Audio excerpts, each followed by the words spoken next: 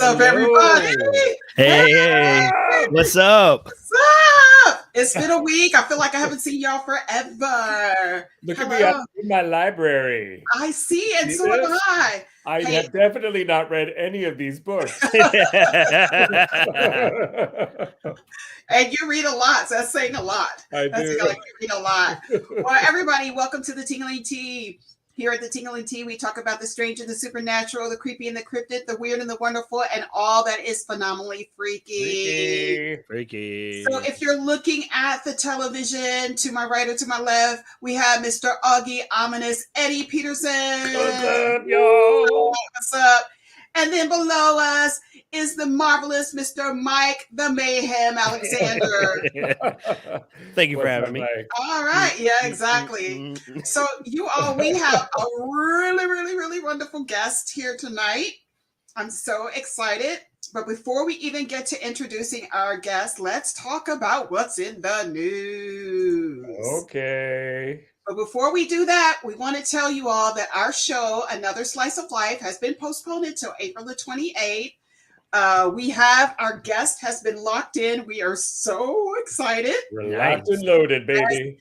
So, Auggie, can you tell our audience, for those who are watching the show for the first time, what Another Slice of Life is all about? I'd be happy to. So Another Slice of Life is really about giving a forum and a place for people that don't normally have a say or a representation in society. So what we do is we go out and we find people that seem different, odd, curious, and we talk to them to try and normalize what their life's decisions are and understand where their decisions came from and give them the forum that they need in order to start to be accepted for who they are. Nice. That's it in a nutshell. We think that those conversations need to be had. A lot of times we don't get to have those conversations. The news pretty much dictates to us who people are. And sometimes that's a very poor example. Sometimes politicians do it too, and it's a poor example. So we want to give this an opportunity for people to come on and for you to ask questions, respectfully. By the way, let me just put that in there, that they're respectful, conversations that we're going to have and give you an idea of who these people are. So we're really excited about that. And then we want to give a disclaimer. We always give a disclaimer before we do this show. So if you do not like scary content, please do not watch this show. We really do look at a lot of scary stuff on the show, and it can get into your psyche, and you'll be blaming us for a lifetime. And we don't want that. We don't want your therapy bills. No, we don't want your therapy bills. We can't afford our own. In addition to that, if you do like scary content and you have children in the room, know your child. If your child is not adult enough to look at this content, and sometimes the content is really, adult and sometimes a little graphic, provided that we don't get monetized by YouTube, usher your child out of the room and, tell them about the program. But your child. Look, I was a very young child and I liked scary stuff when I was at a very young age. My mother used to threaten me. If I watched anything scary and I begged her to watch something on TV scary, she used to tell me I better not run in her room or she's going to give me a spanking. So I literally stayed like this with the covers like this for every movie that I watched, So she kind of like scared me straight, if that makes any sense. Scared you more than the movies. Right. She scared me straight. I have never been scared straight in my life. Well, I was... I immediately caught that. Immediately. That never happened. We wouldn't want to scare you straight anyway. We Thank you very much. Way you are. All right. So let's go on, and we want to acknowledge that this is Women's History Month. The month of March is Women's History Month, so we want to give a special shout out to all the women out there, the sisters who are doing it for themselves, and the sisters that are doing it for everybody. Women, you are phenomenal. You are wonderful. You can do anything, and we just want to salute you this month. I mean, Women's History Month is not the only time you should salute women. You should salute them all the time, recognize them all the time. But we just want to say, this is your month. We want to give you your flowers for this month. So, Congrats to Yay, them. women. Congrats to you, Les, because as you are a woman, you have definitely done so much. A lot of people don't know what you do, and I'm not going to go into it, but I know that me and Augie are very, very grateful to have you and to know of your Aw, power. So thank you. definitely kudos to you and everything you I do. would be sitting on a couch doing God knows what salacious thing. Not being This is If scared. it weren't for Les. Yeah, I pulled him into this. I pulled him into this. Now look at him. Now look at him. He's got Now like look at me in front of my book, you got a code name. Your name is Auggie Ominous now.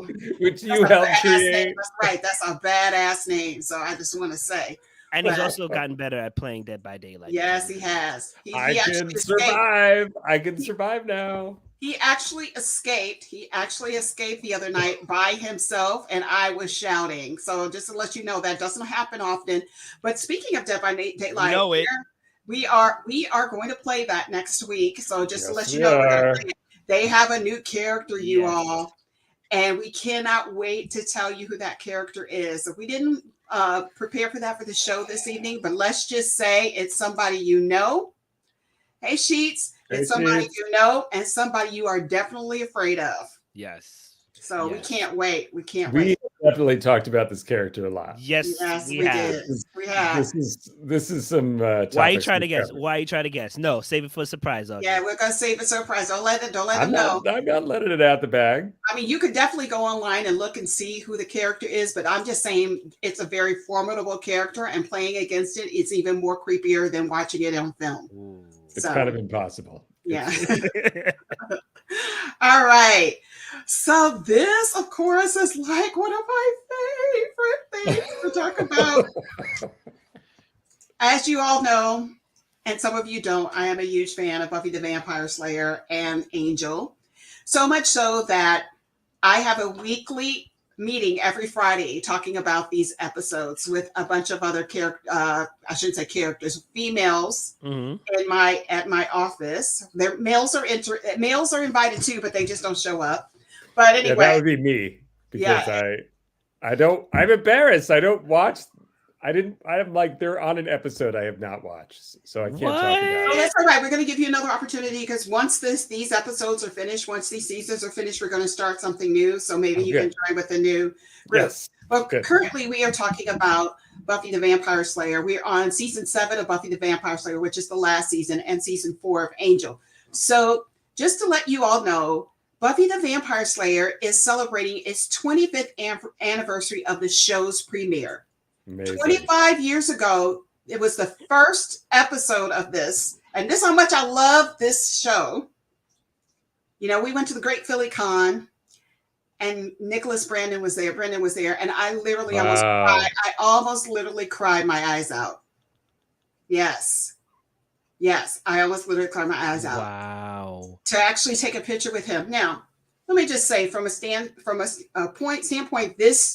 I really looked at them as family because I was a single woman living in New York City by myself. I didn't have any family. And I would look forward to coming home and looking at these episodes of Buffy the Vampire Slayer as a single woman in New York, coming from a trip or a flight attendant or whatever. I had to sometimes tape it in my video cassette player. Yes, I'm really old. And then eventually got VHS or beta? No. That was the time. It was a VHS. It was a VHS that I used. I'm just trying to get a timeline here. VHS that I would watch Buffy the Vampire Slayer and watch this. But they are celebrating the 25th year of the premiere. Now, when it premiered, the movie had already been made prior to that. The movie was not that successful. The movie was kind of like, a bunch of fluff, but it was still good. It was a fun-hearted movie. But this series put everything on the map. If you craved the 90s, if you lived in the 90s, if you craved creatures, vampires, and a small diminutive girl fighting these creatures. Hi, Mia. Hey. Then you love the show. And she had a group of friends that were just as strange as she was. And I think what I really didn't realize is that I identify with each one of these because they were all geeks. Yeah, and I had no idea that that's what I really was. I knew I was different. I've always known that. But I think that they wrote these characters to be geeks. They were like outcasts, but yet they were the heroes of the show. And talk about women's history. I mean, this is a kick-ass woman. Yeah. When you see a character like back in the day, you didn't have many kick-ass female characters. No, you did not. No, you didn't. You did not. And see, Mia thought the movie was awesome too.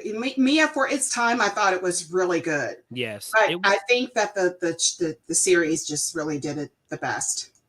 I think it's because of the movie that they kind of greenlit the series because there was interest. I remember, if I remember correctly, it used to come on the WB Friday night movie theater. And I used to, as a kid, I was younger and I was like, oh, I like this. And then boom, you know, the WB was like, we're dropping the series like 97, I believe. And I was just like, okay. And, you know, everybody went crazy for Angel, you know, because Angel was, he was dark and mysterious and he was brooding, you know, just like a vampire. I mean, it really dealt with a lot of teenage angst drama. But one thing that I can say that about these episodes, I usually revisit Buffy the Vampire Slayer and Angel in the month of October. I just go and look at every episode. Now, actually doing it with a group of other people, there are things that are hitting me differently about the show, like when Buffy's mother passed away and things like that. And I can now see the intricacies in which Josh Whedon wrote this because he modeled it after his own experience of his mom passing away. So there's just a lot of things that hit me differently now as I'm older than it did when I was in the 90s, you know. So, but congratulations to all of them. You all will forever be solidified in my memories as one of the best shows ever out there, and probably that for everybody else. And we have no idea why Allison Hannigan does not age. We have no idea. Like, oh my God. What is that? She is the true vampire on that show. How is this possible that she does not age? I don't know. Well, she's married. She's married to a good man, and that's Wesley Wyndham, the gentleman who played Wesley Wyndham. Was Wesley Wyndham on the show? I didn't know that. Yeah, she's married to him. All right, so let's go a little bit further. Let's talk about AMC's The Walking Dead. The Walking Dead. So there is a spin-off series in the make. Yes, I've heard about this. A spin-off series in the make. But can I just say, y'all, The Walking Dead is taking a bite out of the Big Apple. Yes! I don't know how long I've been waiting for this. I am telling you. Well, first of all, from the perspective of an actor, I am so going to ask my agent and my manager to get me on those shows. I don't care how many times I have to audition. This is a dream of mine. Would you be both a zombie and a character? I want a recurring role. A recurring role. So you want to be the kick-ass zombie killing character. Whatever they want me to be, I will be that recurring role. I don't care if I'm like a villain. I want to be on that show. Okay. Let me just say, if you put it out in the universe, it will happen. As you all know, I wanted to be in the Marvel universe. And what happened? It happened. I am now in Marvel canon. Yes. It's true. Yes. It's true. As a no-name neighbor, but at least it is okay. You're on the Marvel. You're on the Marvel website, right? I am the Bohemian Woman. I did have some lines, though. You all wasn't like I was sitting in the background. Yes, I did have some lines. Yes, you tell them. I just want you all to know, I just didn't have a name. So Bohemian. You were the Bohemian Woman. Yeah, Bohemian Woman was my name, and I'm always the Bohemian Woman. So that's true. This. Let me just say that I am so excited about this show. So the spinoff is going to have Negan and Maggie in it. They're going to come to New York. And I've always wondered why in the heck they never showed what happened when the virus hit New York City. Can you imagine how devastating it was? How devastating that would. That you're on the subway and somebody starts turning. You know, and you can't get out, and it's 6 o'clock in the morning when everybody's going into Manhattan. Everybody's squashed up against each other. You can't even move. You're getting sexually molested by the person next to you. Wait, what? Sorry, exactly. What? Or yes. I'm telling you, I'm ignoring you. Anyway, so it's called Isle of the Dead because, of course, you know, Manhattan is an island. Right. I am so excited. And I can't tell you how much I love Jeffrey Dean Morgan. And who looks incredibly skinny in that last photo. Like, how is that possible?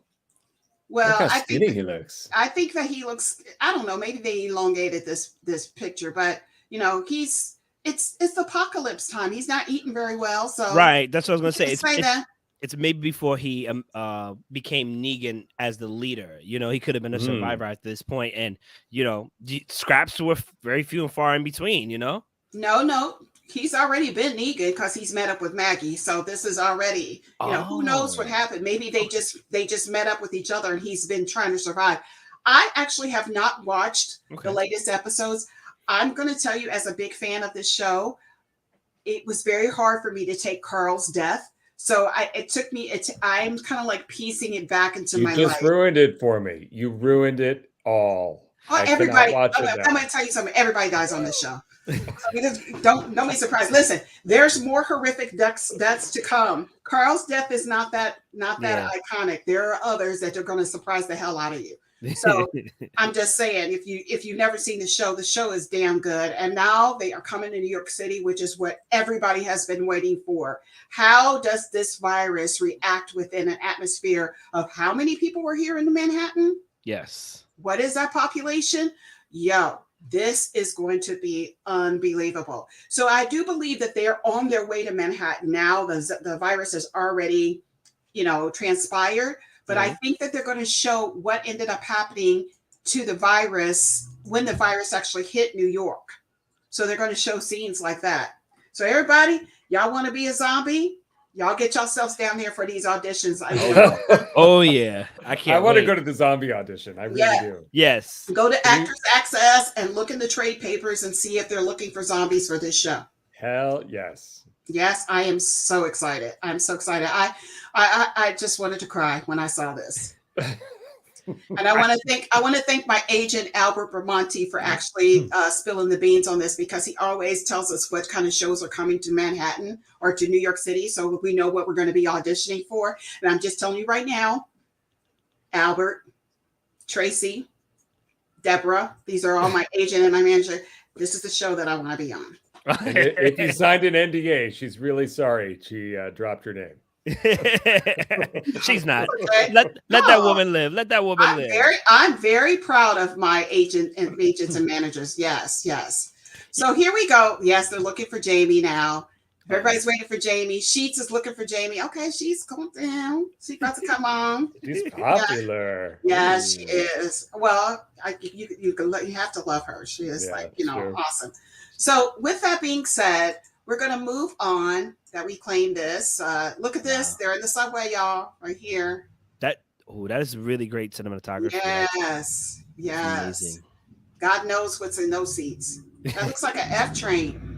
Yeah, it looks like one of the transit authority cars. Yeah. Looks good. It also reminds me of The Last of Us. Yes. For some reason. Yes. It looks really great. So we cannot wait. Anyway, you all. So without further ado, we are going to bring Jamie in. You all, I want to introduce you to this young lady.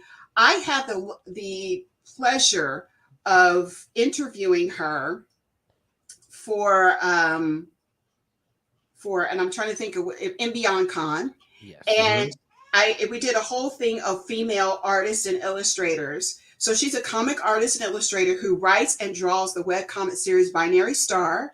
She's a graduate of the International School of Comics in Chicago, and her style of art is kind of like a surreal, sci-fi, macabre, gothic. We're going to see a few of them while she's talking. I'll pull up her webpage for everybody to see. But I mean, you cannot take your eyes off of her art. It just is so extremely freaky. And let me just say that I put up a little trailer for her, and it's probably gotten the most views we have ever gotten on a trailer for an artist coming on to talk on the show, because I believe a lot of that was driven by her art. She's incredibly talented. Yeah, extremely talented. So without further ado, you all, let's bring in my girl, Jamie PRIMACK. What's up, girl? Jamie. Hi. We are Great to be here. we are so excited to see you. Thank you for joining us this evening. Thanks for having me. Oh my gosh, I have been waiting for this for a while. I asked you to come on this show like months ago. Yeah. When we did BeyondCon. So we're just so really happy to be here. So Jamie is in Chicago right now. She's from the Midwest girls in the house. Yes, you're the best. So how are you doing? I'm doing good. How you guys doing? You are really, really, really well. We're good now that you're joining us. Thank you. I know we're probably all still thrown off by daylight savings time, but it looks like the sun's still out near you though. It's like dark. It's like dark right here. Well, it's 6:52 there. Yeah. Okay. So she's an hour behind. She's an hour behind us. So yeah. So Jamie, we one of the things reasons why we had you on this show is just because of how your art is it's so us. It's so the Tingling Tea. And we wanted to kind of talk about your style and your aesthetic. Amazing. Isn't that amazing? The stuff that you do. And kind of like your mindset behind what you do. So for those of you all who have not met Jamie, kind of give us a little background about you and, who you are. Or we could do this. That's one of my favorite pictures right there. We could do this. Let's have Eddie kind of like interview you for those of us who do not know about Jamie while I show these pictures in the back. Absolutely. Take it away, Eddie. All right. So tell me what inspires you. How did you get to this imagery that you're looking? You have such a distinct style. How did you create that style? What was your journey? Did you just come up with it one day? Did it take you years to develop? How'd you get there? I would say it took years to develop. I was definitely like one of those kids who was drawing from day one. Like the second that I could hold a pencil, I was just drawing all over everything. It was kind of funny because we had like a lot of children's picture books where I like drew pictures over the pictures. I was like one of those kids. Okay. I was like, so you didn't play by the rules. Yeah. Good for you.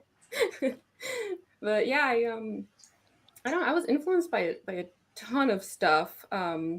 Like I grew up like my parents. They love art, so that had a lot to do with it. They collect all kinds of art. They like really like contemporary surreal art. So there's always a lot of really like strange imagery around the house.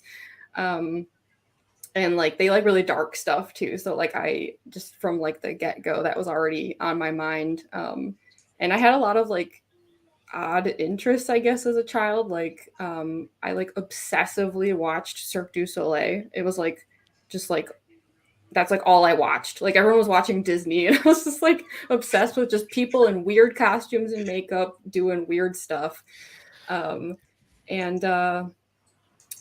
Yeah, then when I like got to school though, like again, I grew up in the suburbs near Chicago. I live in the city now, but we had like a huge Asian population. So a lot of my friends were Asian, and so that's when they got me into like manga and anime. So that was actually like a really, really huge influence. So much so that like I actually eventually ended up living in Japan for a few years. Wow. So yeah. So it's like I already had that influence, but then like a few years in Japan like really solidified that. So it ended up becoming like a whole conglomeration of things like video game art, horror movies, just all kinds of stuff. Well, since you said horror movies, I have to ask you, what are your favorite horror movies? What? It's always such a tough one, right? Stop right here because I want to ask her about this. But go ahead. What's your favorite horror movies? So this might be a weird answer, actually. Probably because it's a little more recent. But I've been like obsessed with Annihilation. Okay. Annihilation. Yeah. That is recent. It's really recent, but I watched it like so many times now. And then like I immediately like ran out and read the book. I love body horror is the thing. Like that's my absolute favorite. That's like the number one way to get me is body horror. So I I love that movie. But some of my other favorites are not as recent. Like it's another weird one, I guess. Like Tetsuo the Iron Man is one of my all-time favorites. Oh, Again, I love body that horror. one. Yeah. Love that one. Oh my gosh. I shouldn't put him on the spot, but one of my roommates is thinking about doing a Tetsuo the Iron Man costume for Halloween this year Please with do with the roses. Oh my gosh. Now I'm holding him to it because I've said it on a show. We put Now it in he's the stuck. universe. It shall be. If you all, let me tell you something. You have never watched that movie. I guarantee it will be probably one of the most different horror films you have ever seen. Yeah. Ooh, I can't wait. I'm gonna check it out. So I've never good. seen it. It's Oh, only an Eddie, I hour or love it. two. Yeah. Yeah. Eddie, it's so- graphic enough for you. You'll love it. Oh, Oh, good. graphic. Okay. Look at these images. Just unbelievable. I wanted to ask you about the previous one, what the inspiration for that, if you could kind of give us a quick, you don't have to go into it too deep, just like what made you think of this? But go ahead. So that was actually fan art. Really? Yeah. So I mentioned video games. That's a very big part of my influence. So one of my favorite video games is Undertale, which is one of those things. I love this kind of stuff where it's deceptively cute. Oh no, it's my roommate. We need pictures, Welcome. Evan. We need pictures. Welcome, Evan. Hi, Evan. I'm sorry. I put you on the spot. So yeah, Undertale is like deceptively cute, like you think it's an adorable game, and then it's like got all these extreme horror elements that just kind of start appearing, and so that's one of the monsters near the end of the game, and it's just one of those things where you kind of can't believe what you're seeing. It's so horrific, but kind of a funny story behind that one is that in the game the monster is called Photoshop Flowey because the artist just took a bunch of Photoshop stock images and just like smushed them into the most like horrific creature they could think of. Oh, But I'm a traditional artist, Fun. so I thought it would be really funny to draw Photoshop Flowey with everything except Photoshop. Wow. That was like the idea behind it. So I used like pens, ink, like I did like Copic markers. There's like some gouache, gel pens, like everything I could think of that wasn't Photoshop. So for me, as I'm seeing this totally new, like there's a lot of detail in Yeah. this one picture. Like even from he's vomiting. It looks like he's vomiting, or maybe he's shooting hearts at you. I want to assume, and you can see like the space behind him. And then I'm looking at, I want to say his tentacles. Above the black tentacles, and you see the lines. I love xenomorphs, aliens. So when I see something like that, like I'm just like, wow, it's kind of like that graphic and that detailed. This is amazing. This is amazing. I don't think anybody has said that on the show, but this is amazing. Yeah, this creature is very deceptive. Look at all the pretty hearts and stuff, and he's gonna eat your eye. I like its Yeah. eyes. I All remember kinds of eyes. those like cords and stuff up there. That's definitely one of those things though where like halfway through it you're like, why did I decide to do this? Why? But it paid off. Like, Yeah. oh my goodness. Yeah, this is amazing. Just tested my patience though. So what is your process? So you said you use a couple of different mediums. Is it easier for you to sort of hand draw them and then do a scan of them? What is the process? So yeah, it's kind of funny. When I originally started, I did a ton of pencil drawings. I was like known for that. I did like all this like smudge art and stuff, like really detailed, like super high contrast shadow pencil art. And I don't know why, but as I started doing more comic work, I started to like kind of hate working with pencils. I don't know what changed. I thought I hated ink, and then the opposite happened. I became obsessed with ink. And so I'm kind of known for like not really penciling things much, which the only downside to that is anytime like I do like short stories for anthologies, I always feel bad when they're like, okay, your pencils are due. And I'm like, now you know what you're going to get from me in this stage. And you know not to worry, right? Because it's going to look really bad, but you know the end result's going to be fine. Yeah. Because like my pencils are just chicken scratch garbage. It's like I have no patience for penciling. I don't know what my problem is, but I do these really, really loose pencils, and then I ink on top of that in really precise, detailed ways. I don't know why. We see. Oh, she's got to sketch it. This is sketch it. Check this, yeah. Oh, sketch this. Oh my gosh. Yeah. Do you all know what this is from? This is from the Dark Crystal, of course. Yes. Yeah, This is I was like watching the new show, and I was like, I've got it. Like, I love these creatures. I have got to draw this. Oh my I'm so God. sad though. This There's was no so- second season. I know. Me too. Man, they This don't was know so what good thing. influential in my childhood. The Yeah. Dark Yeah. Crystal was like massively influential. I was scared. It used to scare It's the a heck out of me. scary Those movie. bug-looking things with the noise and the scared me. Yeah, the show was terrifying. Yeah, you know, a lot of little kids can't take this show, and I'm wondering to myself, how is it that we as a generation took this show and never even thought of it being so horrific or scary, horrifying?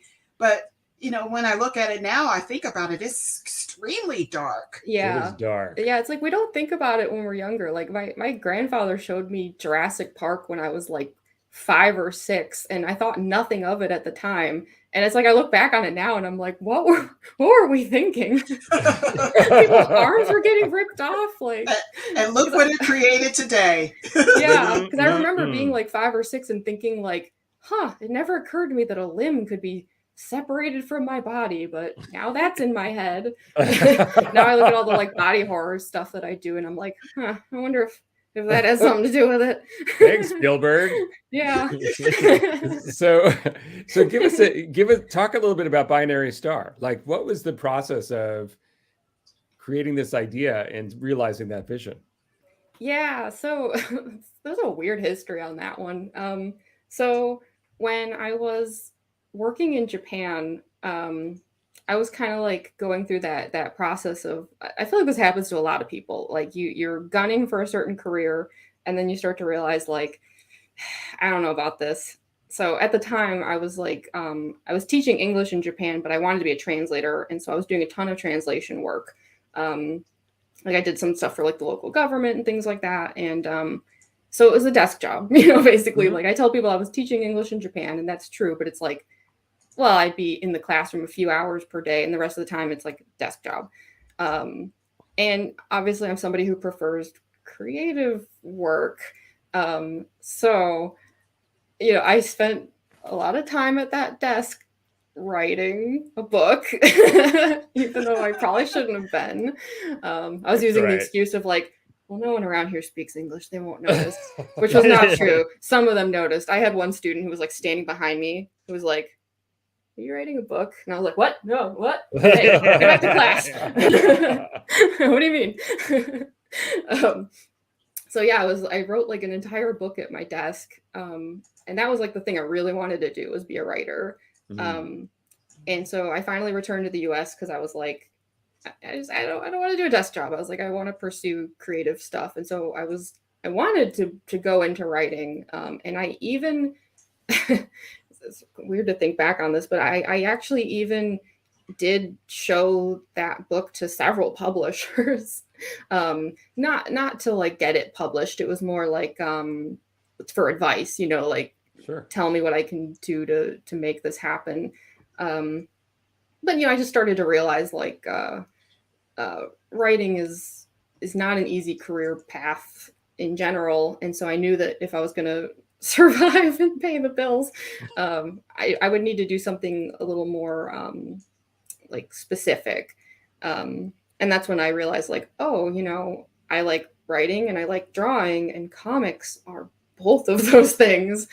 And so that's when I started working more in comics and illustration. And so Binary Star came from the book that I wrote originally at that desk. It's not the whole book.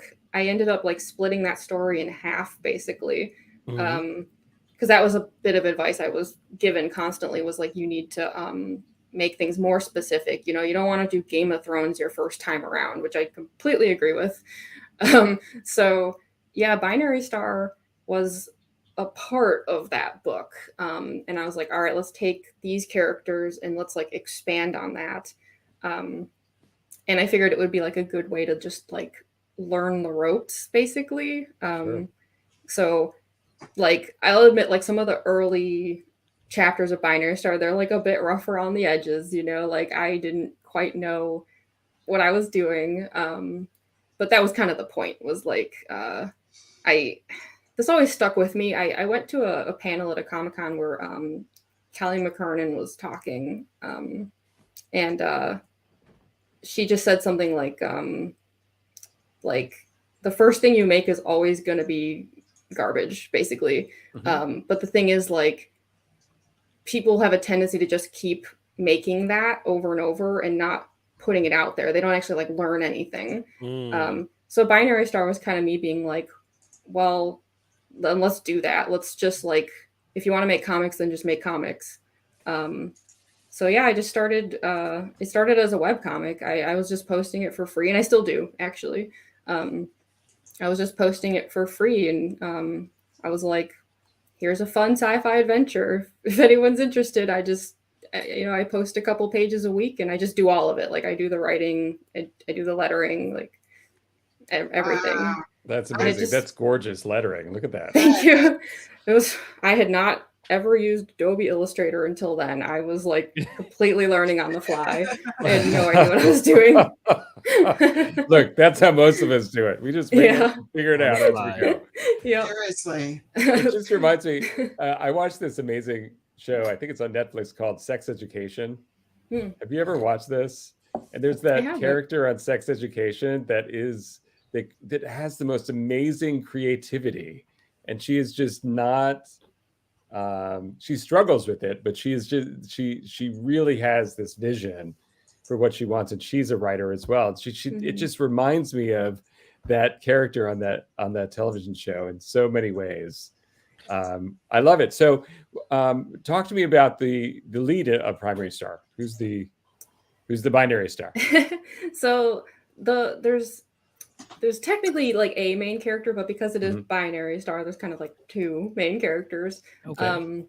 So the main character is Zaki, and she is like this bounty hunter in space with the most horrible temper of all time. She's just like a massive hothead. And she finds out that there's this alien outlaw of some kind on the run. And the bounty on his head is just like unbelievable. So of course she's like, that guy's mine. I'm taking him down. So she goes after him, and she has some like kind of personal reasons for it too. But yeah, she goes after him, and they get tangled up in some shenanigans. I will say, like, the biggest influence on the story was Enemy Mine. So I feel like that should say a lot about it. Yeah. Oh my gosh. Also another classic. I love Enemy Mine. Oh my gosh. Yes. Yeah. Zami's Poor Pive. I love that. Yeah. It's like my favorite kind of story, I guess. Yeah. So that was kind of what I was going for, was like my kind of take on Enemy Mine, in a weird space opera kind of way. Oh my gosh. Space operas are pretty dope. Beautiful though. Yeah. That's amazing. It's very clean. Yes. So I want to know, are you maybe thinking about maybe putting this into animation at some point? Because I would love to see the emotional ranges drawn on some of these characters. Like previously, like 2 pages up, I want to say the bounty hunter was speaking to like a dog soldier, and then he made this face like, and I'm like, I've never seen that on an actual dog's face on a character. That right there, like I would love to see that in motion, you know? Yeah. He looks like he's a Shiba Inu. Yeah, it does have that look. That makes sense. I was in Japan for so long. Unless we got an animator here, I'll hire you. So where do you envision your career going? Like, bring us fast forward like 5 years. What would you want to achieve? Well, I mean, one of my number one goals has always been, and I don't know if this would ever be possible, I'd love to work for Image. I think Image Comics is where all the like just coolest, creator-driven stuff is happening. I'm like a big fan of like Saga, that kind of stuff. So I would love to someday be able to get published by them. Do I think it'll happen? I don't know. It's a tall order, but no, it'll happen.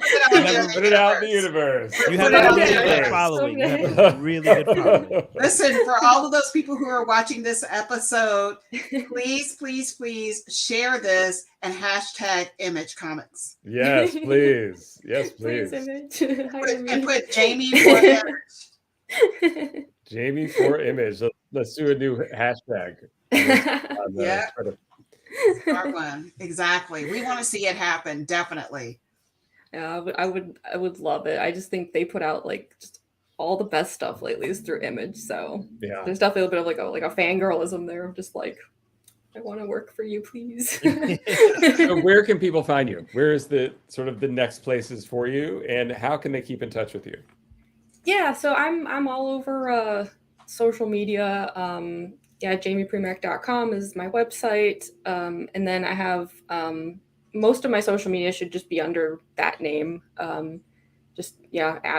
Jamie Primack. Because I'm on Instagram, Twitter, Tumblr.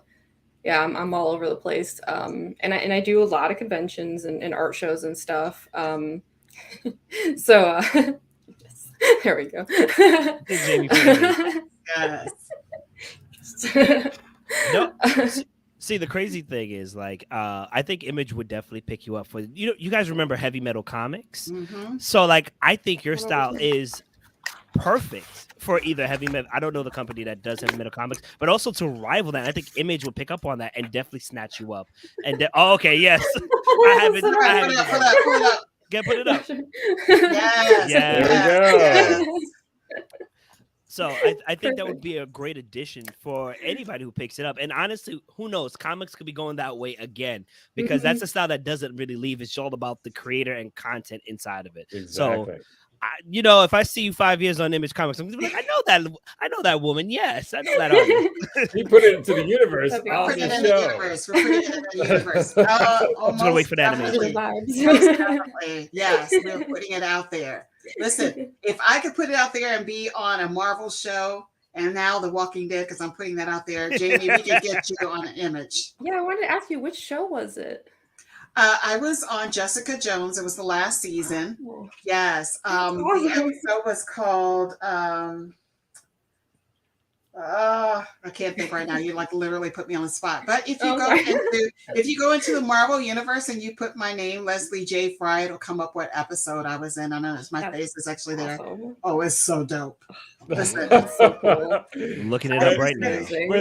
When Les found this out, he instantly contacted me and was like, look at this. Look at this. Made her entire week. So What? Made my millennium.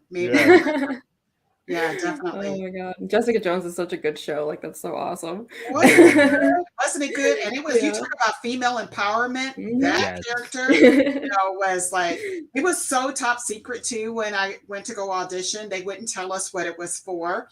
But me being the big geek that I am, I saw that the audition was for something called Violet. Now, Violet is the other name for Jessica Jones. They call her Violet. When I saw that I was sitting there with all these other women who were auditioning for the same thing that I was auditioning for, and I was like, y'all don't know what y'all auditioning for. Yes. They were like, oh, are you here for the Bohemian Woman part? I was like, oh yeah. And in my, I was like, yeah, I'm here. And in my mind, I was like, it's mine. It's mine. I could not believe it. I literally I had one of those moments where you cry, ugly cry. I ugly cried. Oh, nice. Something like a good ugly That's cry. amazing. Yeah. So, whatever.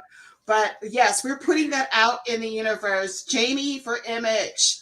Jamie for Image. Jamie for Image. Yes, put it out there. Go to the show. Put it up there. Hashtag it so we can, they can actually look at the show, because Image Comics will look at this and then refer back to the show, and we're putting it out to the universe for her. She does great work. You saw it right there. No need to go search her out. It's all here on this show. So definitely. Well, thank you, Jamie. Now we're getting ready we've got 15 minutes. We got to get into our next content. This is the segment that we have. Jamie isn't going anywhere. She's joining us for the rest. Jamie, you're going to watch this. You're going to sit here. Yeah. You are a captive audience. You can't do anything right now but watch this scary content with us. So we have a segment that we call "What Did I Just See?" Yes. What did I just see?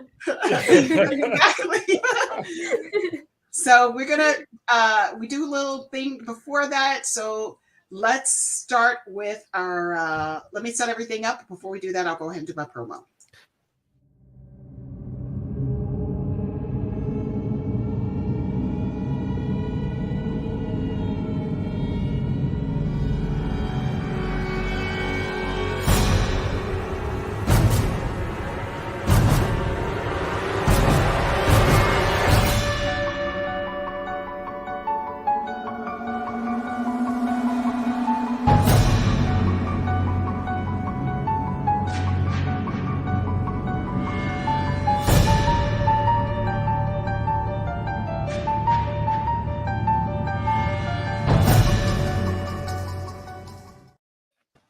That's right, folks. That little girl with her eyes, it just freaks me out every time. Yes, I know it does. I know it does. So we're not going to be able to get to our 5 top serial killers this evening. We're going to do it on our next show next It week. can wait. Yeah, it can wait wait. for the week. We definitely need to, do something. We have to highlight these women, these horrific women. And even today, when I was getting content for these women, it was creeping me the heck out. Yes, we've been prepping this for 2 weeks now, so we're ready. Yeah, let me just say, we're definitely ready to talk about these 5 women. And then, so we'll do 5 women next week before we play Dead by Daylight. And then we'll do 5 women the following week, I think. We still have how many weeks left in this month? April.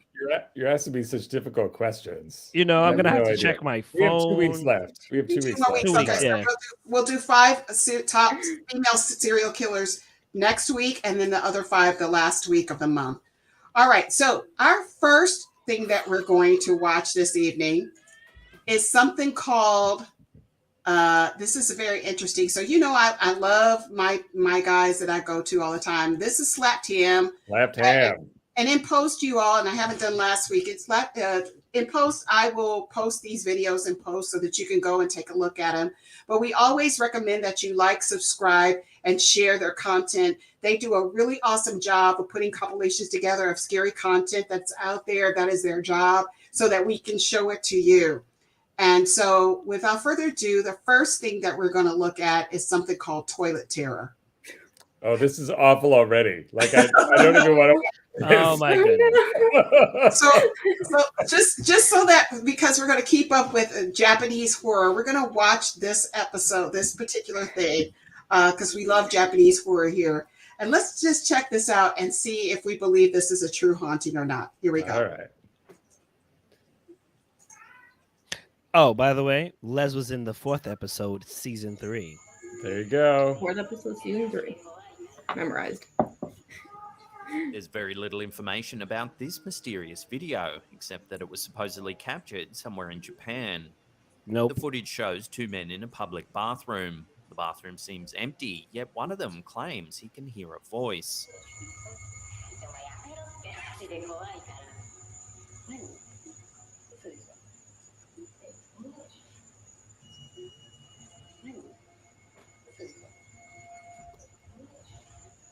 Convinced that he can hear a sound, he coaxes the other man towards one of the toilet stalls. After a quick search, they discover that the sound seems to be coming from a small radio left by the base of one of the toilets.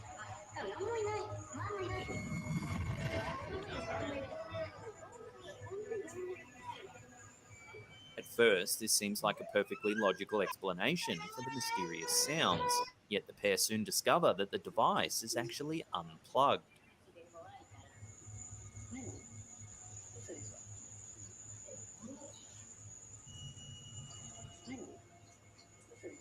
While the situation up until this point is certainly odd, it's when the man exits the stall that things get really creepy. Watch.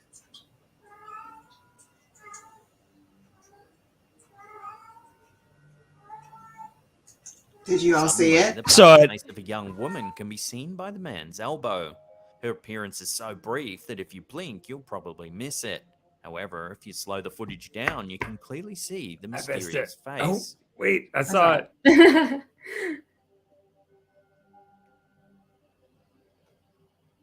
Ah!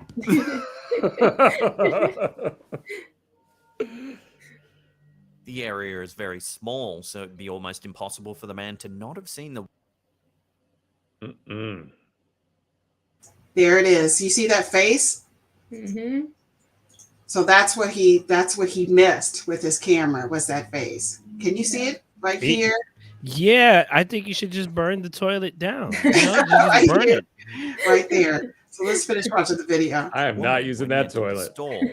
That, coupled with the face's ghostly appearance, has led many to believe that it might actually be a spirit of some kind.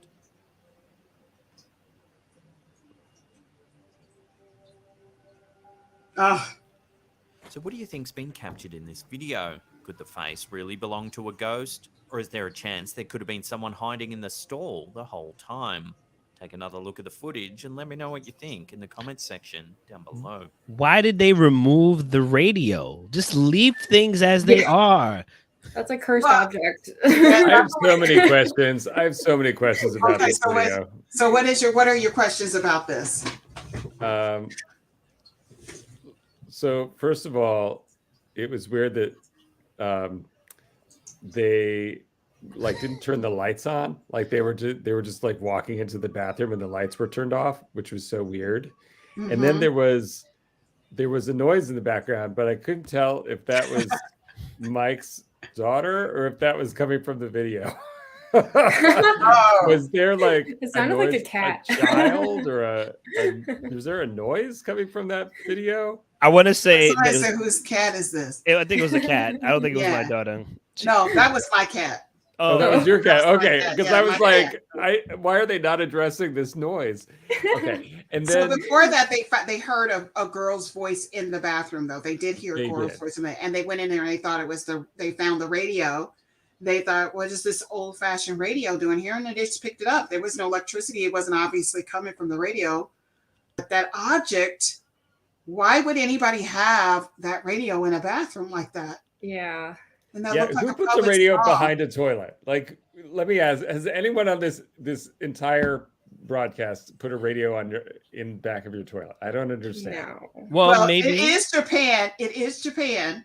It is Japan, and there is always some weirdness in Japan. And thank Jamie, you. you lived in. Is this something they do Thank you, traditionally in Celeste. Japan? Yes, she did, because she always meows when we play scary videos. So I will say this.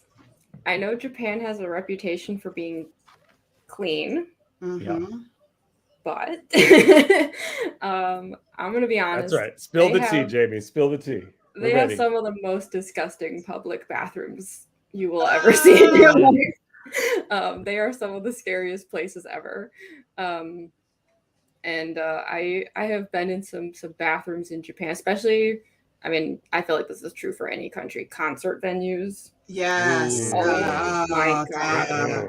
God. I've been to some concert venues in Japan where like the bathroom is pitch black, and you can tell the second you step in there, you're like, this is not a place I should be right now. Mm-mm. Oh my God. Pitch black, huh? Nothing is being relieved in this room. Let me just say something about that. And Mm. what is really bad about it is you went into a female bathroom, which we are the worst. You would think that we would be so clean, everything. I thought you had like Yeah. flowers and This might be like, TMI, a lounge. Don't but- ladies have a lounge in the No. bathroom or some? They have No. a lounge. Say it, girl. Say it. Japan has the squatter toilets, Oh.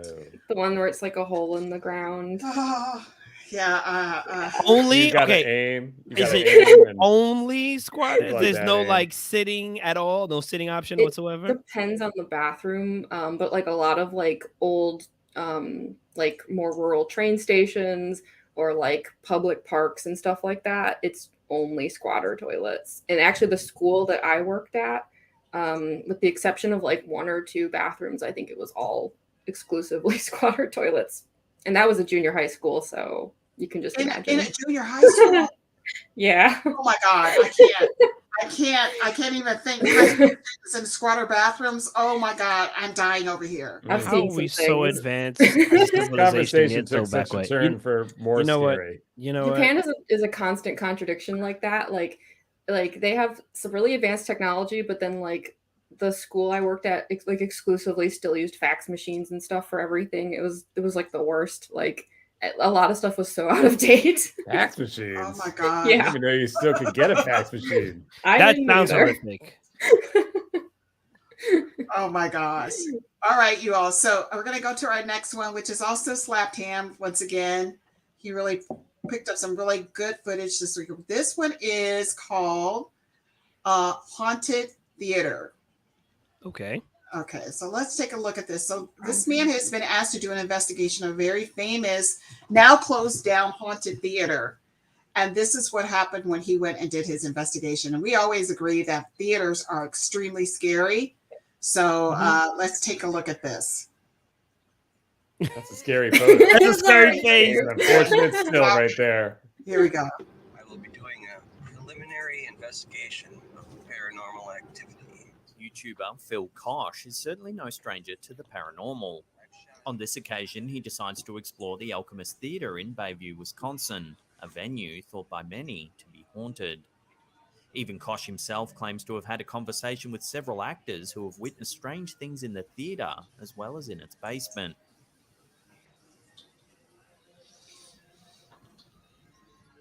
People have cleared out of the Alchemist, and I'm going downstairs now. Do a little bit of investigating in the dark. It's totally dark down here. Jeez. In this video, he centers his investigation around the basement, and it quickly becomes obvious that this is a place you don't want to be, especially after dark. I'm in the basement.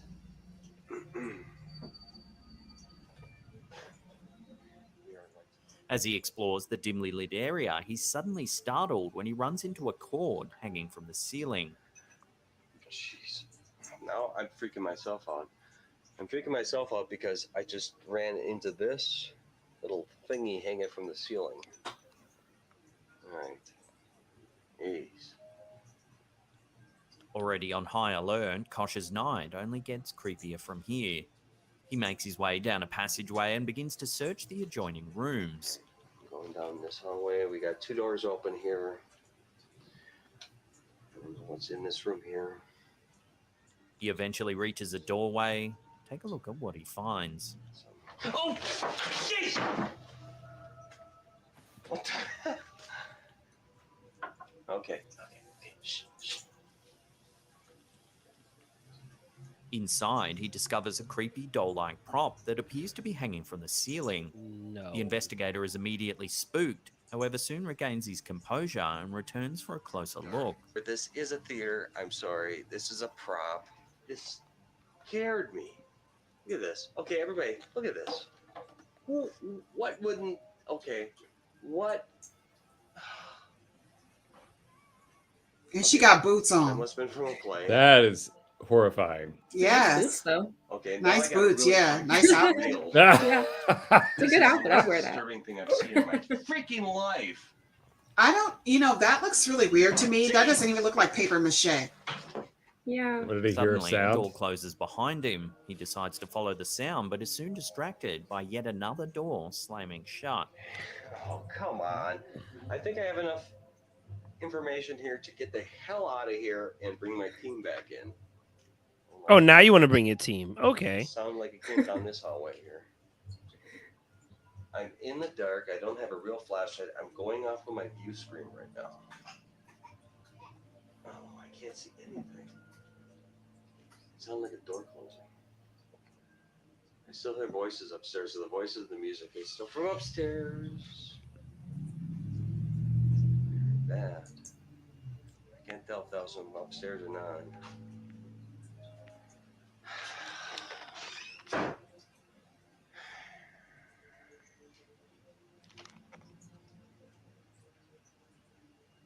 There are things moving around all around me, and I'm not liking this. Okay. I'm heading out, and I don't even know which way to go. It's at this point that he wisely decides to pack up and leave. However, the basement is a dark labyrinth of rooms and hallways, and it's hard to find his way out. I can't see anything. Is this a way out? That was that door that just closed.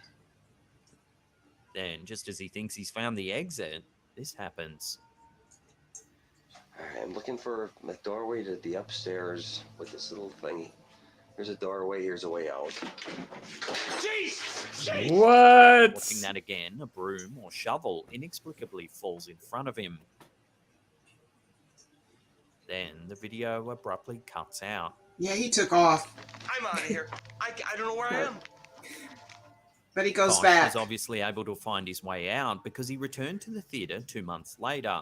In an effort to capture even more eerie footage, this time he decides to set up several cameras throughout the premises. Sure enough, it isn't long before his efforts are rewarded. Take a look.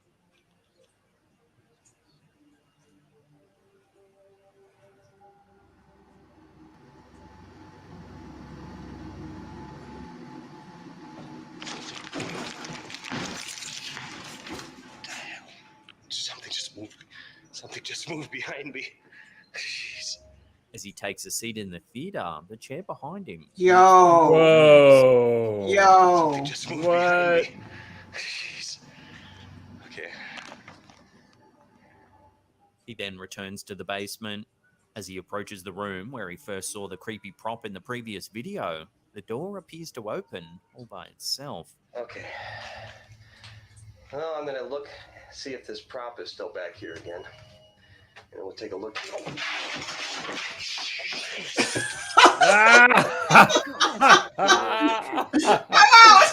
Naturally, Oh he my God. scrambles out He's of by the himself area, again, but this soon dude. tempted to take another look. Thinking that there might be someone messing with him, he calls out, but gets no response. If anybody's in there messing with me, I'm gonna kick your ass. No one believes you now. Jeez. Kosh then enters a nearby room where he continues his search. Okay, flashlight. He's like the worst Yeah, investigator ever.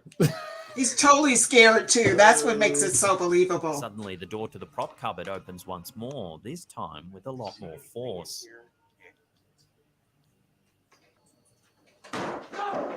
Oh my God.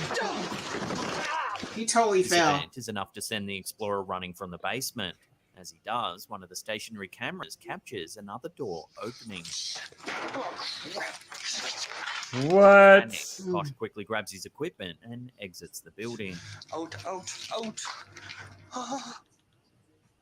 It seems that apart from the chair moving in the theater, the creepiest encounters in the building all occurred when Kosh was close to the creepy prop.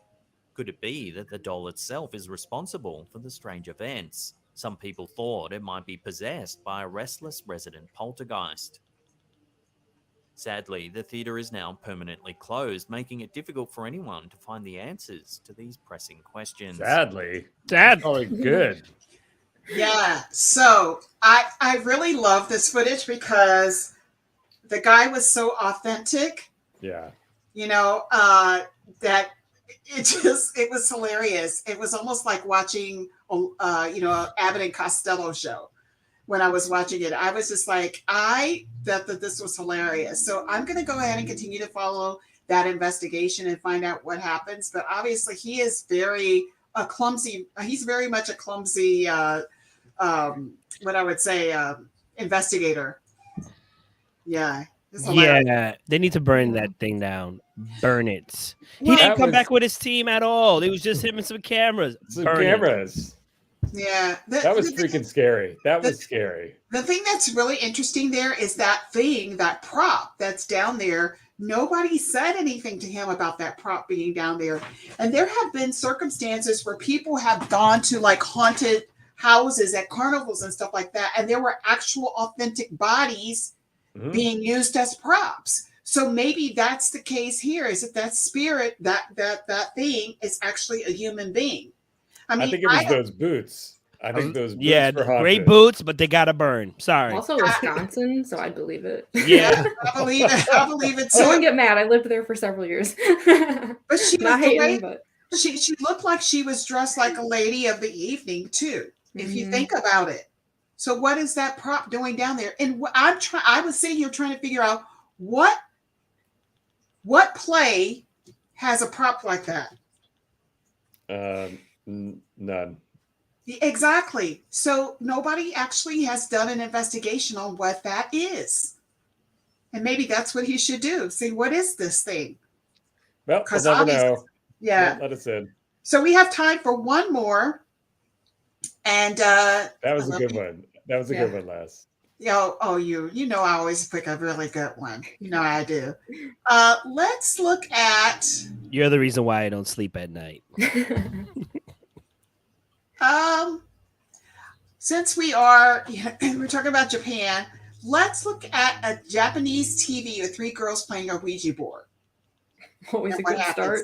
start. Serious question. Why do they even still make Ouija boards? Like, why? Because they make Why? money. We're a capitalist society and people don't care about anything else other than making money. Well, that's true. This new fascination with the supernatural. I mean, hey, we got a whole show on it. People like that. So Yeah. that's all I gotta say. So Pizza's funny, by the way. What is? She says funny comments. Yeah. What's up, Sheets? All right. So let's go into our next one and our last one for this evening. So apparently these young girls were on like a TV show, and then they were playing a Ouija board, and this is what happened. Now, this is somebody that I haven't used in a while, but I used to really look at his content. I have to say, his name is Chills. Please like and subscribe. And once again, like I said, everybody, I will be putting these links in post so everybody can go and actually look at all of their content that they have available. He has a very strange voice. That's all I'm going to say. And sometimes it can be a little annoying. So I'm just going to prepare you for that before we show it.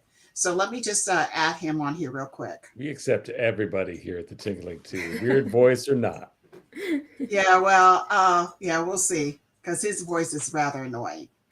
His voice is so annoying that one night I was listening to his content, and my husband looked over and he goes, "Why is that dude's voice like that?" I was like, "I don't know. He just likes to talk that way, but he's a strange dude." All right, so let's go on to this Japanese horror film. So this is from Chills, and let's play.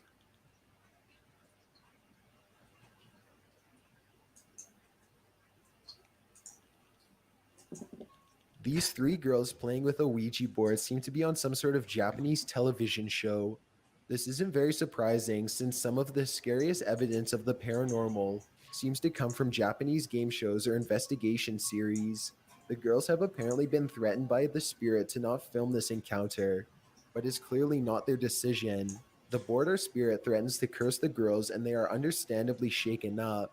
It doesn't take long for all hell to break loose after this.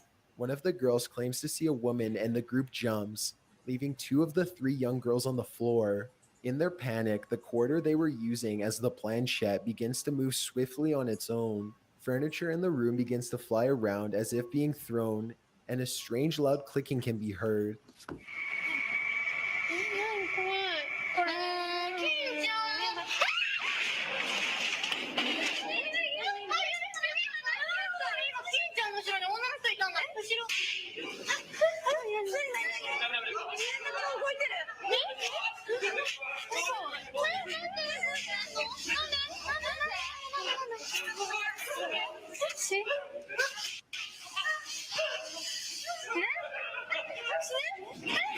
The footage becomes more and more chaotic before the video ends, leaving the viewer with concern and a desire for more insight.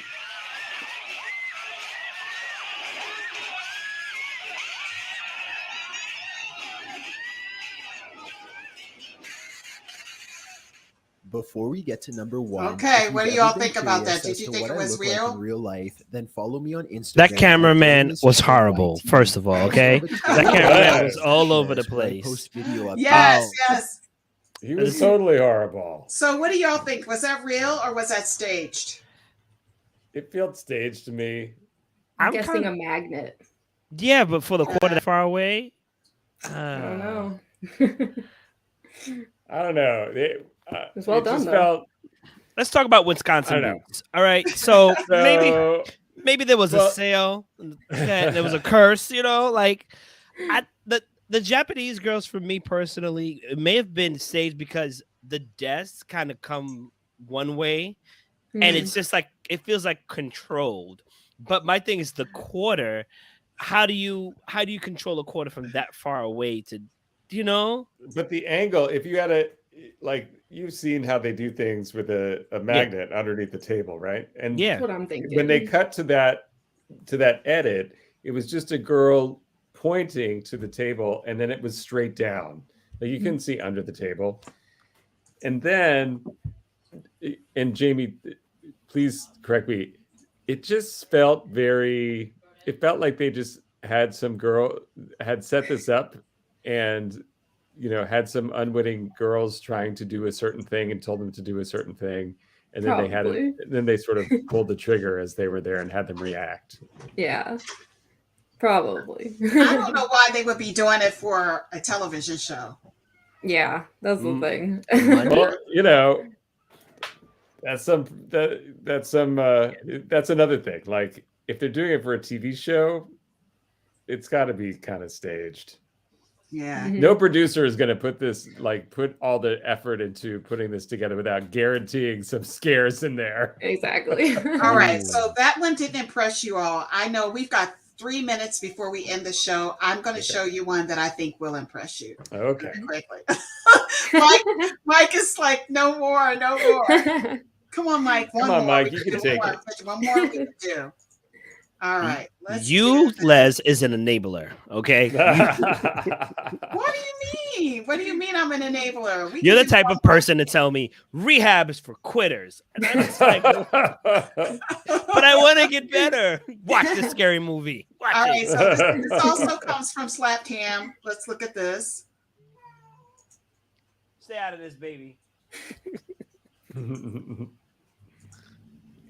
Okay, so this is a poltergeist attack. This guy was telling everybody that he was having some issues while he was sleeping, and nobody believed him. So he actually put on a camera to show everybody what was happening while he was sleeping. Here we go. This is from Slap Cam. Shows an intense encounter in the middle of the night. It was captured via a home security system. Take a look.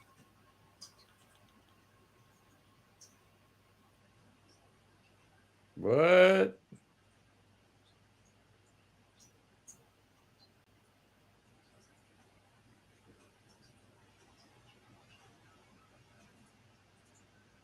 As you can see, a man is seen sleeping peacefully when suddenly something seems to grab him by the foot. He's lifted into the air as he scrambles to get away.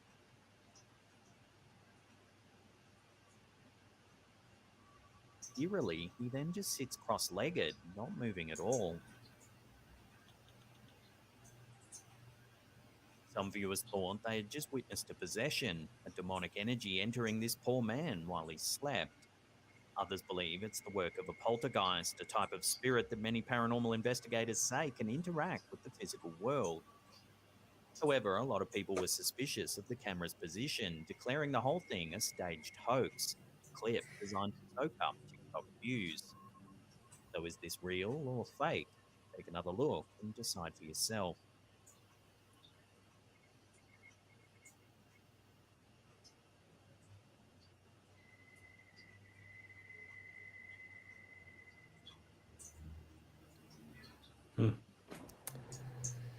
All right. So what's your thoughts on that one, you all? It's definitely weird that he sat cross-legged at the end. Right. It's weird. I would have ran out the room, but the problem he was is still asleep. He was still asleep. If you noticed, if you looked at him, he was actually still asleep. He was still asleep after that? Yeah. How do you react? Well, that's why they said they thought it was a possession. Because when if you noticed, when he crawled back up to the top of the bed, he was almost like in a meditative state. It was not like it was a guy that was, lucid. He was completely something else.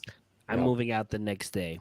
That's what I'm thinking. I'm like, why are you still living here, man? So yeah, I'm having trouble sleeping. It's a little different from someone's lifting me off my bed that I can't see in the middle of the night and attacking me. I'm 50-50 on this one. He did not know this from what I understand, and when I did a little bit more research on this. So he was not able to sleep. He knew he was really tired, and he knew he was being disturbed. He didn't know to what capacity, and this was one of the reasons why he decided to put a camera on so that he could see what was going on. And that's why people believe that it was a possession, because of the way he crawled up to the top of the bed and just sat there as if he was someone else. There's something about the way that he flipped over that made me believe this. Yeah. For some reason, like it's like how his legs were pulled up and then he was flipped over on his stomach and then tried to crawl up. I don't know. Something about that just seemed really authentic to me. When I was watching it, I thought maybe he could have used, something that we couldn't see, like wire or something like that. But that you would have seen that twisted around his ankle when he turned around. So the way that his position was in the sheet, You're right. it didn't. None of that was like caught up in the wire. Which I was looking for that. Yeah, which made me realize Same. that this was authentic. Yeah, Jamie, what do you think? Yeah, I mean, I would say it's either authentic or it's just exceptionally well done. I mean, the thing I found suspicious as far as whether it was real or not was I don't know who sleeps like that. I will say he was like just like on his back, like perfectly straight. So I was like wondering if maybe there was like a prop or something that was like he had to be like in position for it.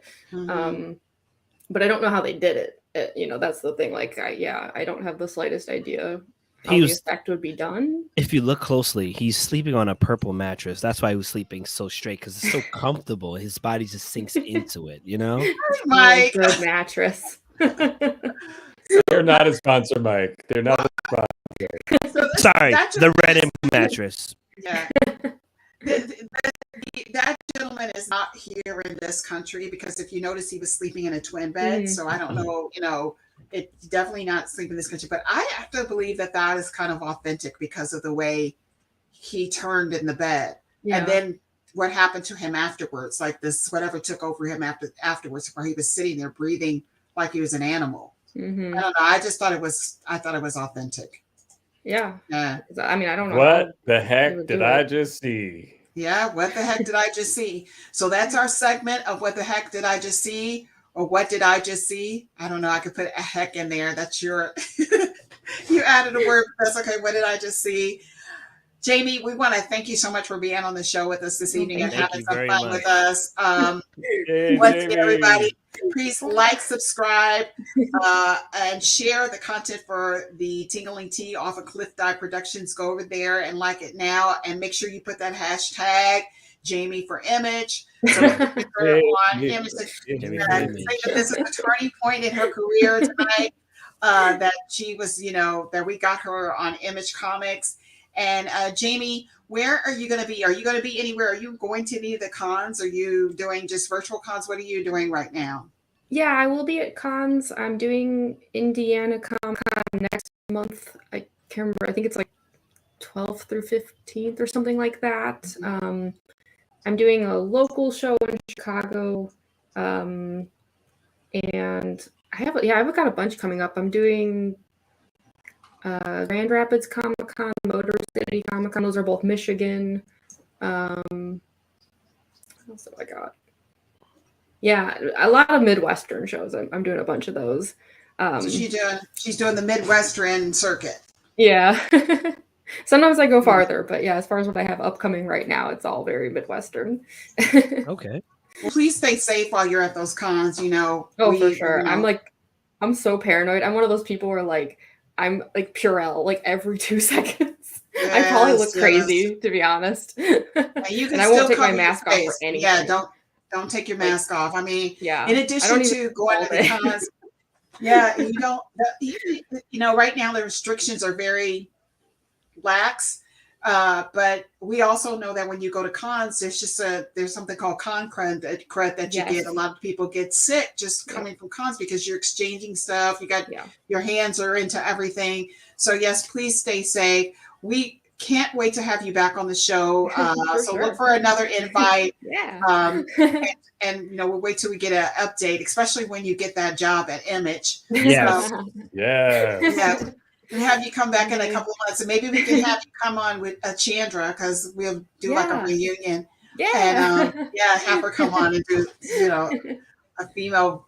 We can just wig out, because she was on like 2 or 3 weeks ago. She was on, definitely That's amazing. Thank you so much. And so I'm just going to give everybody an opportunity to talk about where they're going to be this week. So Mike, you go first. Well, I'm going to be here on Earth, just relaxing in my purple mattress, non-sponsorship, but you can definitely find me at Pure Mayhem on Instagram for any and all the crazy things I decide to do. I have some projects coming up. Auggie said he's going to support me with $1. I cannot wait. I want it in pennies, Auggie. Love you. You got to earn that dollar. That's all I'm saying. Augie, what about you? You set yourself up for that. So I could be on Instagram at Augie_ominous and right here on the Tingling Tea. And for me, you can see me here on the Tingling Tea every Tuesday night. On Monday nights, I'm with the Bitten Apple TV for Bitten Apple TV's The Apple Bites. And on Wednesday nights, I'm doing Jay Winter Night Wolf Live, which talks about Indigenous issues and issues affecting our world and our community. And you can see me playing Dead by Daylight. Hit me up on either any of the gaming systems I'm on. I'm known as SistaSlaya, seen right there. I'd like to game with you if you like to game. So follow us on doing that. But everybody have a good night. Please, please, please stay safe. Enjoy this time. And we will see you back here next Tuesday at 7:30 Eastern Standard Time, 6:30 Central Time, and 5:30 Pacific Time. Am I right? Wow. Right? Sure. That sounds good. Okay. Help me out here. Y'all don't help me out. Yeah, that's right. You got it Yeah. right. Okay. If you want to get scared, definitely come here. Come prepared. Okay. You did a good job. All right, Jamie, thanks again for being with us. Stay in the broadcast after we do the outro. All right. Take care, everybody. Bye.